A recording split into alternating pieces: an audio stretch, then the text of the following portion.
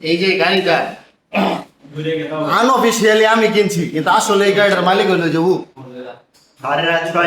এই যে ওই হলো গাড়িটার মালিক। এই গাড়িটা কেনার আগে কি কথা ছিল মামাকো? অ্যাকচুয়ালি যে লুকটার সাথে আপনাদেরকে দেখাইলো, এই লুকটা হচ্ছে এমন একটা লুক, মনে করেন গাড়ি কিনবে, কেনার পরে সর্বোচ্চ 2 থেকে 2.5 মাস, এর মাঝখানে রাতের বেলা মনে হবো যে গাড়ি বিক্রি করে দেয়, সকালবেলা গাড়ি বিক্রি করে দিব।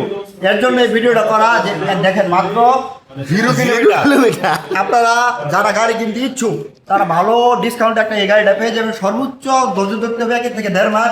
এর ভিতরে আপনার রবিকুণ্ডে এসে যোগাযোগ করবেন এবং গাড়িটা পেয়ে যাবেন।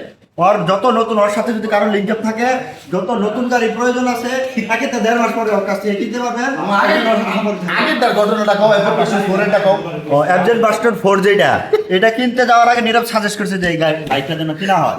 সে অ্যাবজেন্ট বাস্টার 4 একবার বিক্রি করছে, বিক্রি করে রয়্যাল এনফিল্ড কিনছে, রয়্যাল এনফিল্ড বিক্রি করে আবার অ্যাবজেন্ট 4 কিনছে।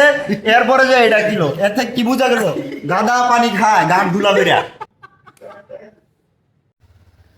আয় আয়, সর্বোচ্চ 2 মাস ধৈর্য ধরে গাড়ি কিনতে পারবেন।